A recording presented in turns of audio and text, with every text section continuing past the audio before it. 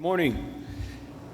This morning's reading will be from Lamentations 3, verses 19 through 24. I remember my affliction and my wandering, the bitterness and the gall. I well remember them, and my soul is downcast within me. Yet this I call to mind, and therefore I have hope. Because of the Lord's great love we are not consumed, for his compassions never fail. They are new every morning. Great is your faithfulness. I say to myself, the Lord is my portion, therefore I will wait for him.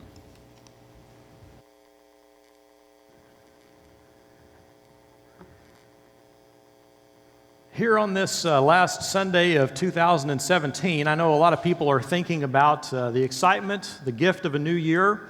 And when we talk about that, we tend to talk about New Year's resolutions, don't we? I've heard some person define a New Year's resolution as something that goes right in one year and out the other.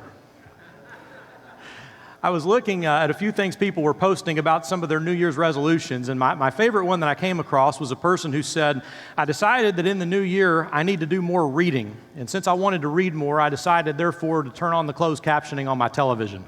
So, one way to change without changing, right? Well, and thinking about this last year, I thought it might be worthwhile. I've got a brief video clip just highlighting some of what were considered to be the top 10 news stories of 2017. So if we can play that video, I thought might give us something to think about. It's hard to believe that much has happened just in the last year, isn't it? A lot of big news stories, a lot of things you could unpack and spend more time dwelling on, thinking about and talking about. And I was thinking about, our nation and the world and everything that we experienced in the last year. But, another thing I was thinking about was what we as a congregation were doing a year ago. In fact, it was just a year ago that we were having a really big celebration that we had just finished paying off the mortgage on this current building. And so it was originally a 20-year mortgage that I believe we paid off in about 12 years. And what a great day of celebrating it was. I've also learned the secret to boosting church attendance is to offer Rudy's barbecue. I think we had 475 that morning show up. Can't do that all the time, but that's fun every once in a while. But we had some big things as a congregation that we were celebrating in the last year. But then there have been a lot of different kinds of changes. We've had some new people move here and join us. We've had some people that we've known and worked with for a long time who we've either lost to death or some who've just moved away to another place. But the world is always changing. Things are always changing. So thinking about our nation and about our church, I also wonder about you and your family. When you think about 2017, what are the big events that you would make as your own highlight reel? Maybe you as a family have gone through some significant losses. And in fact, even as you maybe got together with some family for the holidays the last few days, maybe there have been some certain people that you've especially been missing and thinking about. Maybe you're able to have more to celebrate because you've had some unexpected blessings fall into your lap and God has been extraordinarily good to you this year. There's a lot of different things that we could think about and remember in a year's time.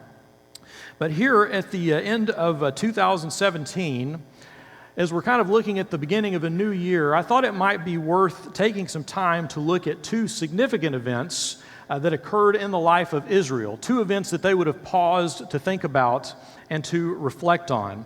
One of those was the construction and completion of the temple, Solomon's temple, the first temple that they built. In total, it took something like 20 years to complete the temple and the palace together.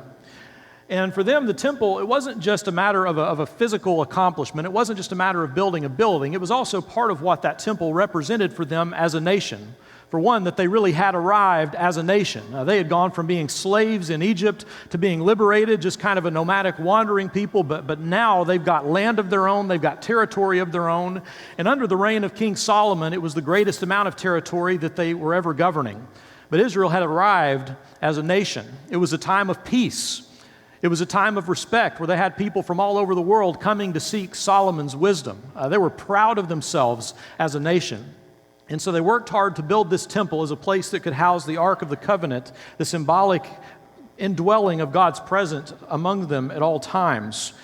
I was looking at what a massive project this was. Not even counting the cost of the cedar. They loved building with cedar boards because of the nice smells and things they would build with cedar. They had bronze, but just the cost of the gold and silver in the temple. You want to know how much they spent? Converted to modern ratios, it would have been about $216.6 billion to build that temple. Indeed, an enormous project as a nation. They would place the Ark of the Covenant there, and it was quite fitting that on the occasion of the temple being completed and then moving the Ark of the Covenant into the temple, King Solomon got up to say a few words and talk about the greatness of the occasion. And it's really a beautiful speech there in 1 Kings chapter 8. He kind of walks through all their history, all the ways that God has been good to them. He talks about the way his father David had wanted so much to build a temple and how now they've completed it, they've done it, the very thing that his father had dreamed about. And then he leads this prayer, and I think it's a very healthy prayer to think about at the turn of the year. In 1 Kings chapter 8 and verse 22, it says, "Then Solomon stood before the altar of the Lord in front of the whole assembly of Israel, spread out his hands towards heaven and said, 'Lord, the God of Israel, there is no God like you in heaven above or on earth below, you who keep your covenant of love with your servants, who continue wholeheartedly in your way. You have kept your promise to your servant David, my father. With your mouth you have promised, and with your hand you have fulfilled it, as it is today.'" I want you to notice that of all the things he could pray about, the thing he's quickest to mention in reference to God is the way that God honors his covenant of love. Not that God has only loved us occasionally or occasionally thought about us, but God has made a covenant with his people, and that his love is unconditional and ongoing.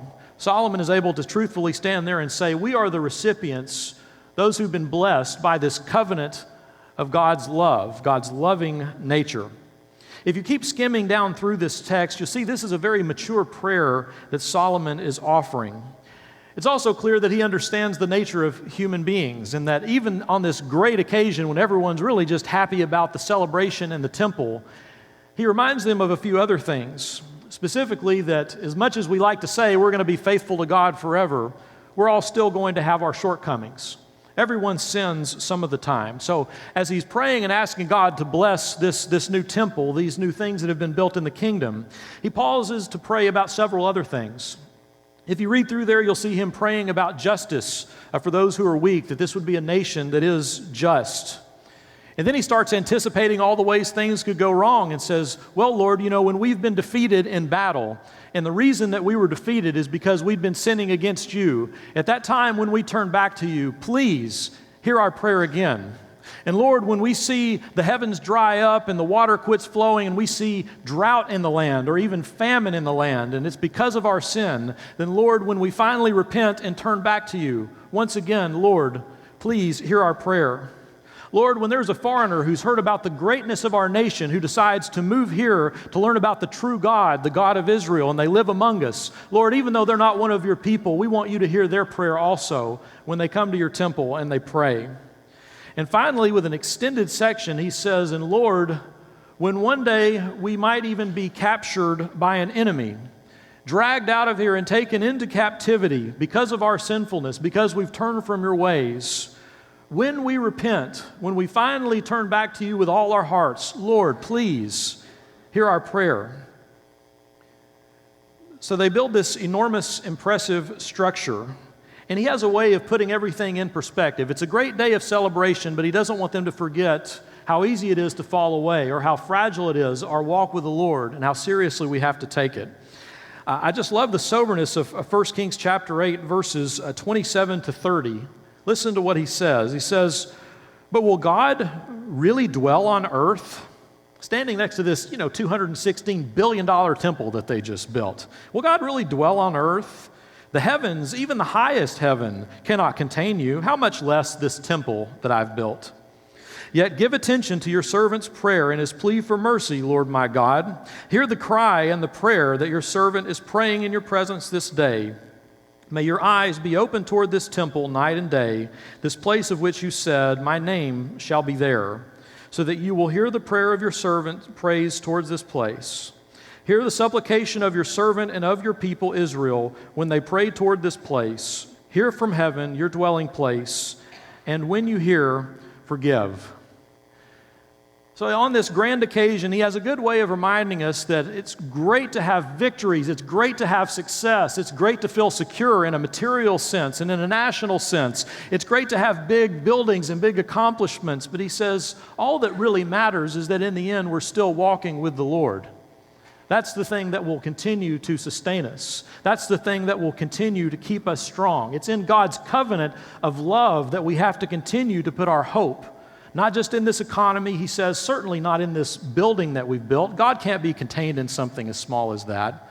But we remember God and his covenant of love, and we continue to trust that even when we fail again, we keep seeking him, and he'll keep forgiving us, and he'll keep making a way for us. So this would have been on what they would probably consider the greatest day in their nation's history. That's one occasion to think about near the end of a calendar year. I want to look at another significant time in the history of Israel that came about 400 years later. Incidentally, they would consider this the absolute worst day of their national history. This was the day that the temple, that same beautiful temple, was completely destroyed. Even from the time that Solomon had been reigning, even his own children, the next generation couldn't manage to keep the kingdom together. They had this beautiful kingdom. By the next generation, it had split into north and south. Eventually, the north fell, and then several years later, at this time, around 587 BC, the southern part of the kingdom fell. Jerusalem was completely conquered. The temple was destroyed, and all the people were taken off into captivity. All the things that Solomon had anticipated. And if you read through the book of Kings, it's honestly a pretty depressing study. You've got a couple of positive highlights. You've got King Josiah, you've got King Hezekiah. They both tried so hard to do the right thing and to turn people's hearts back to God, but most of those books and the records of their kings, it's like a broken record. Over and over and over again, a new guy got into power, sometimes through treachery, and as he seized power, all he cared about was maintaining power. And he was crooked, and he chased after false gods, he chased after foreign alliances, and he just wouldn't focus on the Lord and what it was that the Lord could provide. So eventually the people did lose that beautiful temple. They were driven out of the land, just the way that Solomon remembered and anticipated that could happen. One of the most uncomfortable, sad books to read in the Bible is the book of Lamentations, and so it's appropriately named. The book of Lamentations is one that we don't, for that reason, typically spend a lot of time in. But this is a book that's written on that very sad occasion in their national history. I wanted you to take a look at the structure of this book. The first 4 chapters of Lamentations are what are called acrostic poems. So it's kind of like if you took every letter of the alphabet. They have 22 letters in the Hebrew alphabet, and each verse begins with a sequential letter of the Hebrew alphabet. So there's 22 verses in each of those chapters. The 3rd chapter is the most significant one because this is an acrostic poem, but instead of just one verse beginning with one letter of the alphabet, they do 3 verses per letter. So it would be A, and then B, and C. The fifth poem in this book is not an acrostic, but it still is 22 distinct sections. But when you see something like this, it was very common in this culture for them to like to use symmetry as a way of showing importance. So as we look at just a couple of passages from Lamentations, I want us to see that everything is really driving not just towards the end, but especially towards that middle chapter and what's said in the very center of that chapter. But it begins with this sad picture of Jerusalem and what has now happened to what had once been a beautiful city. Lamentations chapter 1 and verse 1, I'm going to read just a couple of verses to give you a picture of what most of this book is like. We believe it is Jeremiah who writes, "How deserted lies the city, once so full of people. How like a widow is she, who once was great among the nations. She who was queen among the provinces has now become a slave. Bitterly she weeps at night, tears are on her cheeks. Among all her lovers there is no one to comfort her. All her friends have betrayed her, they have become her enemies. After affliction and harsh labor, Judah has gone into exile. She dwells among the nations. She finds no resting place.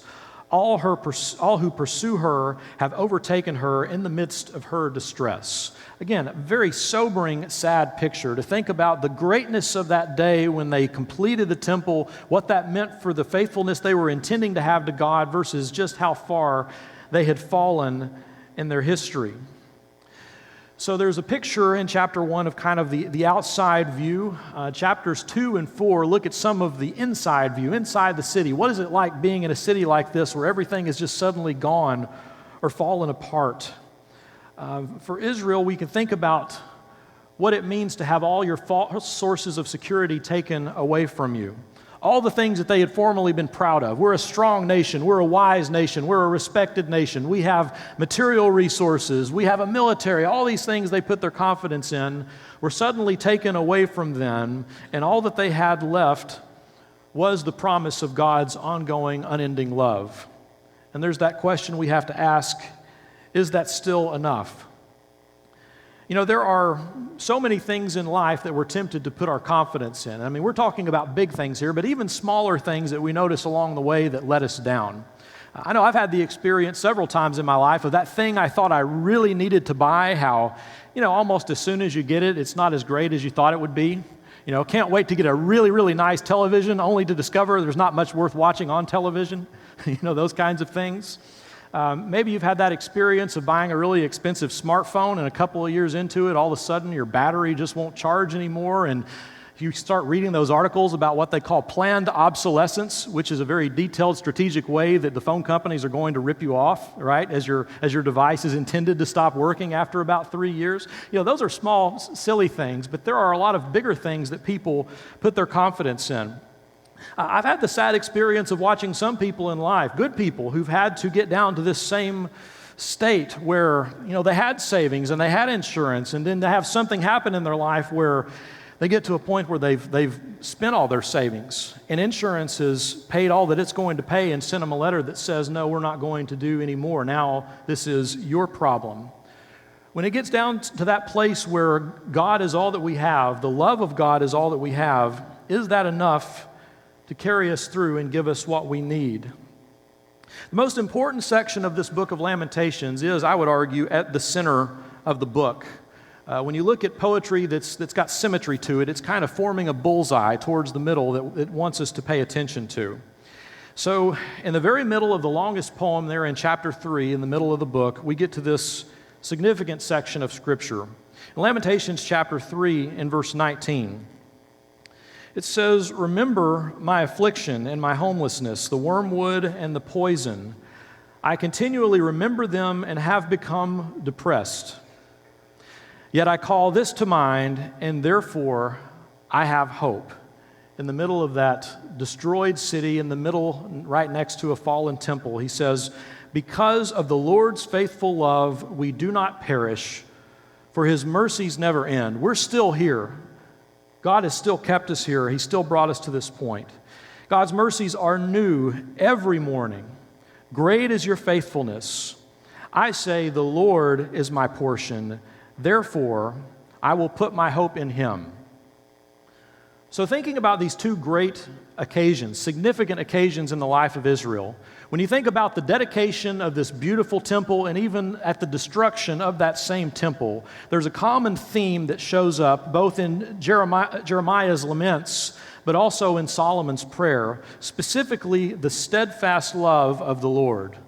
God's covenant of love, as Solomon calls it. It's the thing in which we've got to root our lives. It's the thing that can carry us through the worst of circumstances in any circumstance. The steadfast love of the Lord is what we hang on to.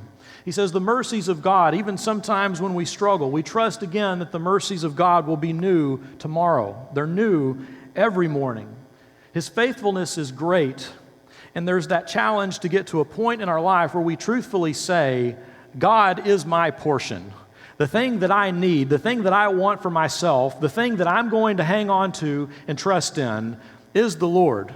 It is God and his unfailing love. The Lord is my portion. That's what I say. That's what my soul says. Therefore, I'll put my hope in him. So as we think about beginning a new year, I think for most of us, we're not at either of those two extremes of Israel. You know, we talked about a really good circumstance and a really bad circumstance, but as you think about your own life, I would invite you to pause for just a couple of minutes and think about what it is that needs to stay the same and what it is that needs to be different. Have you undergone some kind of experience that's forcing you now to think about a new normal in your life? What it is that's going to be normal for you now that things are different? Have you enjoyed some great recent blessings or promotions or opportunities that you need to keep in perspective and be faithful with as you've been given these opportunities? Are you just trying to figure out what comes next for you and make sense of it? In all these circumstances, it's the love of the Lord that can carry us through and give us wisdom. I want us to pay attention to Lamentations chapter 3, just a few verses down from that passage we read in verse 37. He speaks of God's total control, absolute power, but also of his love. He says, "Who can speak and have it happen if the Lord has not decreed it? Is it not from the mouth of the Most High that both calamities and good things come? Why should the living complain when punished for their sins?" But pay attention to verse 40. "Let us examine our ways and test them, and let us return to the Lord." If you could make any resolution for 2018, what it is that you're going to do next, what it is you really need to start today or tomorrow or every week, it's to do the same thing. To examine our ways, to spend some time to pull back and think about what it is you've been doing. What is it producing in your life? Examine your ways and test them. Am I really happier now that I've been chasing for another year after this thing that I thought would give me happiness? Am I really finding happiness? Test and examine your ways and figure out for you what it looks like to return to the Lord. More than you have before, to turn to the Lord, to return to the Lord and put your faith and confidence in Him. This morning, if you have some special need, something that's weighing on your heart that we could pray for you about as we're getting ready to begin a new year, if you've just got something you need to get off your chest, if you wanted to make a real commitment to God right now to be restored to Him or to commit to Him for the first time in baptism, if there's some need that you have, this is a time we've set aside so that we can support each other as a congregation. So if you have a special need, we invite you to come forward while together we stand and sing.